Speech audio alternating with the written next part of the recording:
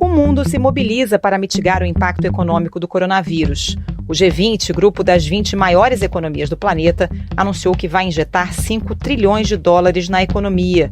Nos Estados Unidos, o pacote de auxílio será de 2 trilhões de dólares. The main thing is that we're taking care of the American public and we will be taking care of the American public. Mas e o Brasil? O Banco Central já refez as contas e agora prevê crescimento zero em 2020. Por aqui, mais de 41% dos trabalhadores são informais e podem ficar sem fonte de renda durante a pandemia. Muitos outros devem perder seus empregos por causa da crise. Vender quentinhas foi a maneira que seu José encontrou para sobreviver. Aos 57 anos, sem emprego, não imaginava perder os clientes da comida que carrega no porta-malas do carro. Tá péssimo, tá caindo pela metade. 40% já caiu hoje. Imagine os outros dias que vão vir, né? O governo federal decretou o estado de calamidade, que vai permitir elevar o gasto público, e um auxílio de R$ 600 por mês para trabalhadores informais que perderam a sua fonte de renda. A calamidade pública foi, na verdade, a melhor resposta técnica para evitar o contingenciamento, que seria dramático. Uma medida provisória que permitia aos empregadores suspender o pagamento de salários por até 4 meses foi revogada nesta semana, por não prever a contrapartida do governo para garantir a renda dos trabalhadores. O Planalto disse que foi um erro de redação e finaliza um novo texto. O que estão fazendo no Brasil alguns poucos governadores e alguns poucos prefeitos é um crime. Eles estão arrebentando com o Brasil. Estão destruindo empregos. E aqueles caras que falam, a economia é menos importante do que a vida. Cara pálida, não dissocia uma coisa de outra. Sem dinheiro, sem produção, porque o homem do campo também vai deixar de produzir. Nós vamos viver do quê? Enquanto o presidente Jair Bolsonaro defende o fim do isolamento, as medidas de restrição da circulação de pessoas são mantidas nos estados, mas os governadores já fazem um apelo por ajuda financeira, como João Dória, em São Paulo. A totalidade dos governadores do Brasil assinaram carta que está sendo encaminhada neste momento ao presidente Jair Bolsonaro com a solicitação de recursos para os estados para priorizar exatamente os microempreendedores, as pequenas empresas e os mais vulneráveis, aqueles que precisam de ajuda e proteção social neste momento. E Wilson Witzel, no Rio. Em relação ao governo federal, vou aguardar uma resposta concreta sobre o pedido de ajuda de injeção de recursos na nossa economia. Até a próxima segunda-feira. O governo federal é o único que tem condição de nos socorrer e precisa fazer já. Economistas dizem que é hora de o governo injetar dinheiro na economia. Mas de onde tirar esses recursos e qual a melhor forma de gastá-los? O que o governo pode e deve fazer para reduzir o impacto econômico da pandemia? Que medidas estão sendo planejadas pela equipe econômica? Esses são os temas do Ao Ponto de hoje. Eu sou o Roberto Maltic, estou virtualmente com a Carolina Moran. Estamos os dois em home office e hoje nós conversamos com a colunista Miriam Leitão e com a repórter Geralda Doca, da sucursal de Brasília. Fique com a gente. Miriam Leitão, o que é que o governo brasileiro pode e deveria estar fazendo para ajudar a evitar o colapso econômico no país? Há muito que o governo pode fazer nesse momento e a gente viu o que aconteceu quando a Câmara se movimentou para aprovar o auxílio para os trabalhadores informais, de 200, aumentando de 200 para 500 reais, e o presidente foi para a televisão e falou em 600 reais. Isso ajuda um grupo de pessoas, mas é preciso muito mais do que isso. Na verdade, há várias frentes de trabalho para o governo nesse momento, na área econômica. O Brasil tem o que o Ricardo Paes de Barros chama de os novos pobres. Eles acabaram de ficar pobres, eles eram mais ou menos, eles tinham capacidade de se sustentar e pararam de ter essa capacidade. Então, o governo tem que ampliar a rede de proteção social. Não é simples, porque uma coisa é a Bolsa Família, 20% mais pobres. Outra coisa é o Cadastro Único, que pega ao todo 30% da população brasileira. Pega o pessoal da Bolsa Família e um pouco além, está com uma renda um pouco maior, tipo meio salário mínimo per capita em cada família, quer dizer, 4 pessoas numa família, 2 salários mínimos. Esse, provavelmente, ele está nesse momento sem renda. São 24 milhões de trabalhadores informais no Brasil, né? De trabalhadores informais não, de trabalhadores por conta própria. Desses, 19 milhões são informais, o que significa que aquele cara que saiu, aquela pessoa, aquela mulher que saiu, aquele homem que saiu para se virar num mercado que não oferecia emprego suficiente. Nós estamos entrando numa crise que, depois de passar 5 anos num problema gravíssimo de um mercado de trabalho que não oferecia emprego suficiente, né? Então, é uma crise sobrepondo a outra. Nesse momento, todo mundo que saiu para se virar, esse pessoal está nesse momento sem renda. E isso é uma coisa. Mas tem outras coisas para fazer, políticas efetivas para fazer em relação a empresas que podem ajudar também os trabalhadores. O que não falta é ação que o governo pode adotar efetiva, mas com eficiência, com rapidez, né? O problema desse governo é que ele é muito lento, e ele é lento porque às vezes a máquina pública é difícil mesmo de fazer andar, mas ele é lento principalmente porque ele estava em negação, e tem gente que permanece em negação. Caso fosse contaminado pelo vírus, não precisaria me preocupar. Nada sentiria ou seria, quando muito, acometido de uma gripezinha ou resfriadinho. Então, o presidente da República, quando ele fala isso que ele falou, né, nesse pronunciamento, ele passa uma ordem para os seus liderados, para todo o governo, que, olha, eu não vou fazer nada, eu vou fazer uma coisa rapidinha, porque vai ser uma gripezinha. E não vai ser.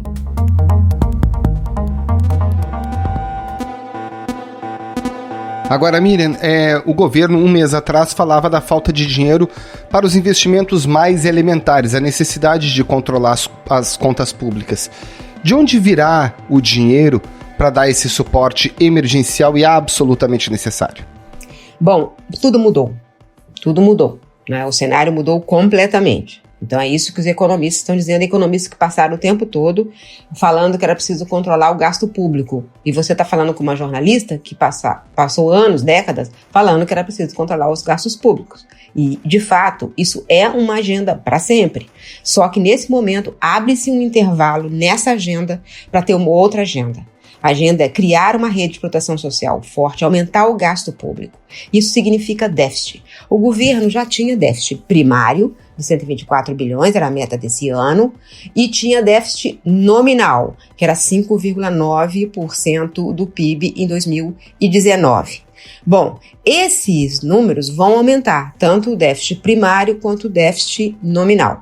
O presidente da Câmara tem uma ideia que deveria ser analisada com atenção pelo governo, que é criar um orçamento paralelo, um orçamento de guerra, em que lá estarão os gastos. Então, é isso que precisa ser feito. É preciso entender que aqueles parâmetros com os quais os economistas, o governo, os jornalistas de economia, que acompanham isso há muito tempo, trabalhavam, mudou radicalmente.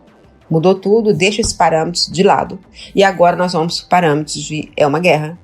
É preciso vencer um vírus insidioso, perigoso, e além disso, uma paralisação econômica de grandes proporções para vencer o vírus.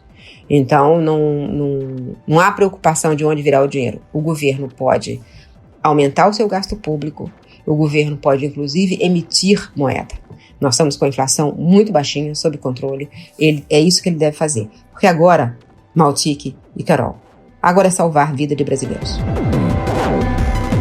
Pois é, Miriam, alguns empresários têm se manifestado defendendo o fim do isolamento como se essa fosse a única alternativa para evitar o colapso econômico, né? Tivemos alguns vídeos aí que viralizaram, o áudio do Roberto Justus, do presidente do Madeiro, gerando muita polêmica. Eu sou totalmente contrário a esse lockdown que nós estamos tendo no Brasil. O Brasil não pode parar dessa maneira, o Brasil não aguenta.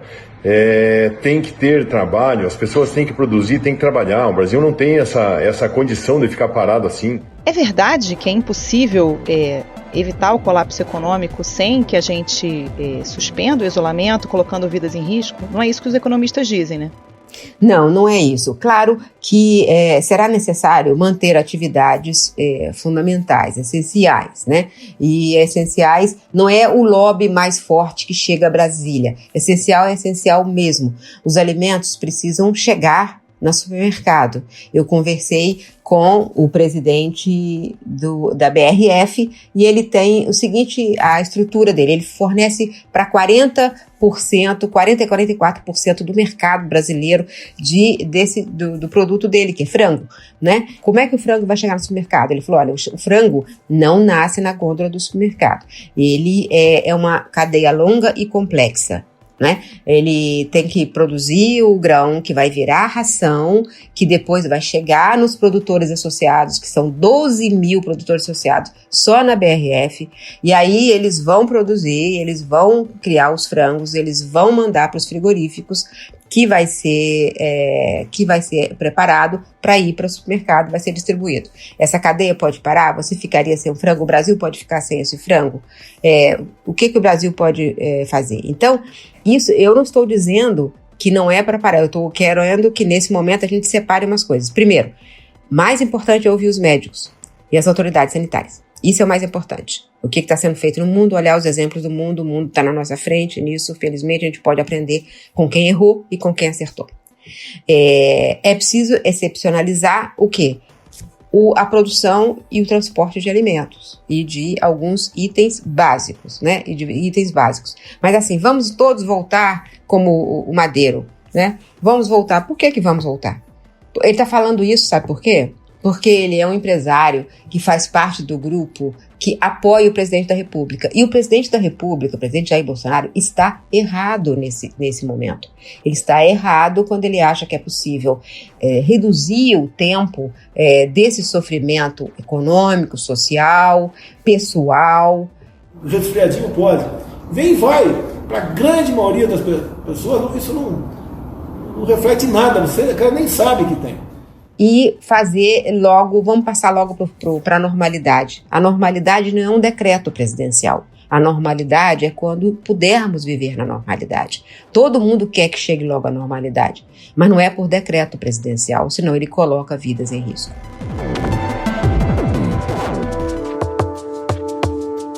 Agora, Miriam, qual é o impacto dessa disputa política do presidente com os governadores para a tomada das decisões que efetivamente vão ajudar a economia? Olha, o impacto é total, quer dizer, e o presidente é que está errado, novamente, porque os governadores tomaram decisões nas suas regiões, nos seus territórios, e isso é uma federação. Isso que aconteceu agora é resultado de 15 meses em que o presidente se isolou dos estados. Ele discriminou governadores do Nordeste, dizendo aqueles governadores de Paraíba. Ele brigou com o governador da Bahia. Ele entrou em competição com governadores de outras regiões que ele acha que podem vir a ser candidatos. Ele quase não deu audiência para governadores. Isso eu ouvi dos governadores. Enquanto isso, o que eles fizeram? Eles se articularam. Uma outra coisa que fizeram, tirou todos os governadores do Conselho da Amazônia, do Fundo da Amazônia, né? Por exemplo. Então, o que eles fizeram? Fizeram consórcios regionais, criaram hábitos de conversar por WhatsApp, inclusive, para se reunir, fizeram um grupo de WhatsApp que são todos os governadores do Brasil. Então, a federação está funcionando. Quem está marchando errado nesse batalhão é o presidente Jair Bolsonaro, porque ele não se colocou como o grande ordenador da federação, porque ele não construiu canais de diálogo durante 15 meses. Então, os governadores, cada vez que queriam reclamar de alguma coisa, escreviam cartas ao presidente, né? Então, não faz sentido isso. Um diálogo tem que ser mais fluido nesse momento. O deputado Rodrigo Maia fez um apelo pelo entendimento de todas as instâncias administrativas e todos os poderes. Essa é a hora do diálogo, é para conversar, é para se entender, e não é uma disputa de egos.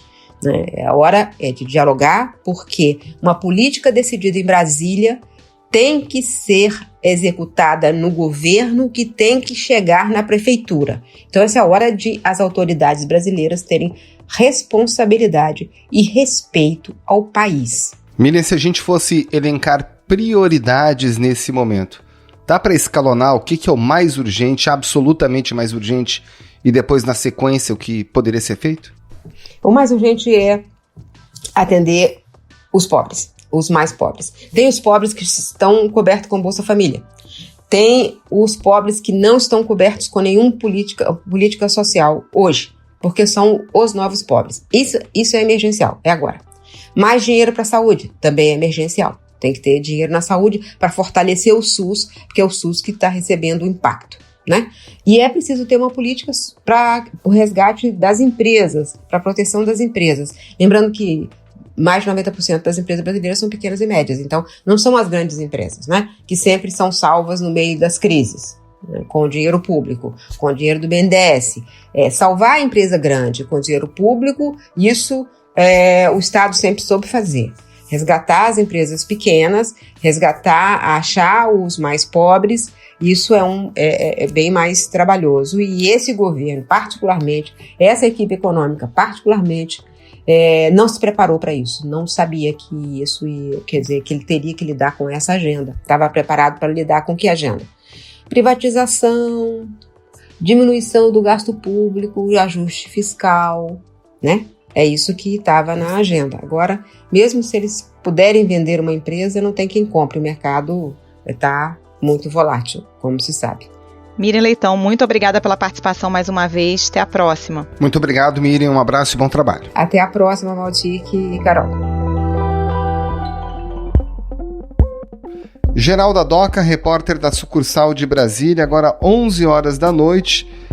Houve a aprovação pelo Congresso dos R$600 de pagamento aos trabalhadores informais que estão perdendo a sua renda por causa da crise do coronavírus. Como é que esse dinheiro vai chegar na mão do trabalhador? Precisa que esse projeto seja sancionado, né, vira uma lei, e aí a Caixa vai estabelecer, então, um cronograma para que esses trabalhadores possam receber esse dinheiro.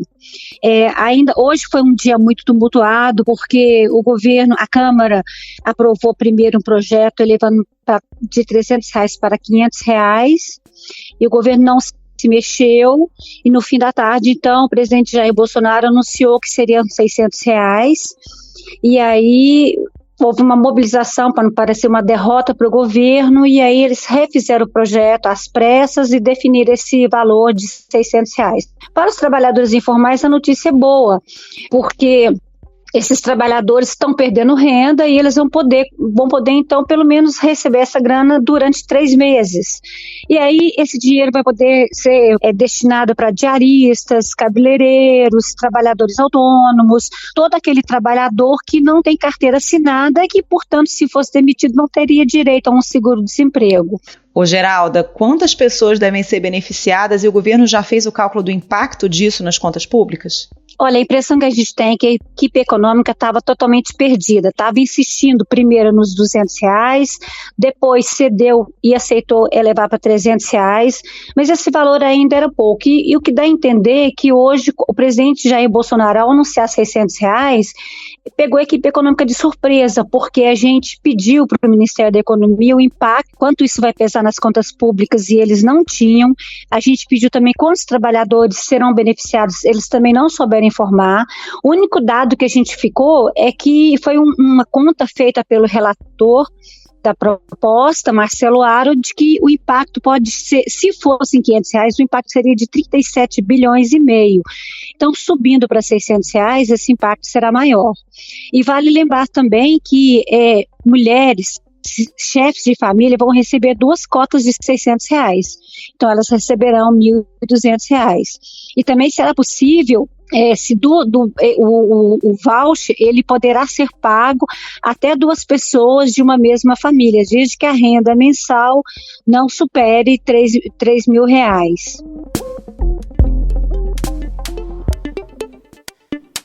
Agora, tem uma questão de saúde pública, que no momento que esse dinheiro estiver disponível, pode se formar filas nas caixas, nos bancos, e a gente tem a questão da contaminação. O que o governo tem adotado, já planejando de medidas para evitar a aglomeração de pessoas? Olha, o que a gente tem hoje, né, os maiores bancos aí, seguindo a orientação da FEBRABAN, todos eles restringiram o atendimento nas agências. Estão abrindo uma hora mais cedo, né, às 9, para atender só o público idoso, que faz parte do grupo de risco, e das 11 às 14 para os demais correntistas. A ideia da Caixa, que deve majoritariamente pagar o voucher, é estabelecer um cronograma para evitar essa aglomeração de pessoas. E a gente aguarda, então, que o banco anuncie na próxima semana, talvez, como é que vai ser esse calendário. E com relação aos trabalhadores formais, quem tem carteira assinada, Geralda, o governo chegou a publicar uma medida provisória prevendo a suspensão de salários por até 4 meses, mas sem contrapartida. Depois retirou essa medida provisória e ficou de encaminhar um novo texto. Como é que ficou isso? A expectativa é que esse novo texto seja anunciado até amanhã, porque muitas empresas estão segurando demissões à espera dessa sinalização do governo, dessa ajuda do governo federal. Então, a ideia do governo é o seguinte, é permitir, sim, a suspensão dos contratos de trabalho, mas o trabalhador terá assegurado o salário dele. Dessa forma, no caso da suspensão do contrato de trabalho, a ideia é beneficiar empresas que foram obrigadas a parar por decisões de governos locais. E no caso de redução de jornada e de salário, a ideia é privilegiar atender e contemplar todas as empresas de grande e médio e pequeno porte. Porém, o custo na jornada, ele poderá ser de até 3 meses, já a suspensão do contrato de trabalho por 2 meses, né? No domingo, o governo baixou uma MP na noite de domingo, autorizando as empresas a suspenderem os contratos de trabalho por 4 meses. E diante dos últimos acontecimentos, até da fala do próprio Jair Bolsonaro, pedindo que as pessoas retomem a atividade econômica, o governo recuou e reduziu esses 4 meses para 2 meses. E esse prazo, tanto a suspensão do contrato de trabalho quanto o corte de jornada, esse salário, valerá até 31 de dezembro, durante esse período da calamidade pública. Agora, Geralda, para a gente terminar, você mesma acabou de mencionar a questão que a equipe econômica foi pega de surpresa pelo valor de R$600, também alterações nas propostas da medida provisória para os formais. Como é que está o bastidor aí de como a equipe econômica está se virando para dar conta de atender essas medidas que são fundamentais para evitar o colapso da economia? Assim, o que a gente vê é que boa parte, né, a maior parte das medidas anunciadas, elas ainda não saíram do papel, e a gente vê nessa semana que houve uma sumida do ministro da Economia, Paulo Guedes. Ele já tinha falado, ele falou na semana passada que o governo anunciaria um plano um pacote de medidas a cada 48 horas. E não fez, e nessa semana isso não aconteceu, né? Tanto é que ontem, pela manhã, estava previsto um anúncio com medidas aí para enfrentar a crise do coronavírus, e esse anúncio acabou sendo adiado. Né? Então, assim, hoje o que aconteceu? O presidente fez uma gravação nas redes sociais e o Pedro Guimarães, que é o presidente da Caixa, ficou do lado dele anunciando as medidas aí da Caixa, que suspendeu por até 90 dias o pagamento das dívidas parceladas de empresas e pessoas físicas. Geralda Doca, muito obrigada pela participação, bom trabalho aí. Muito obrigado, Geralda, um abraço, boa noite. Muito obrigada. Esse foi o Ponto de hoje, o podcast diário da redação do Globo. Nessa conversa a gente conta com a participação de toda a equipe do jornal, as mesmas pessoas que levam até você informação e análise de qualidade todos os dias. Quer saber mais? Assine o Globo. Acesse assineoglobo.com.br e confira todas as notícias e reportagens especiais. Lembrando que todo o material de utilidade pública relacionado ao coronavírus está gratuito. Não precisa ser assinante do Globo. A edição é do João Guilherme Lacerda. Tchau. Até mais.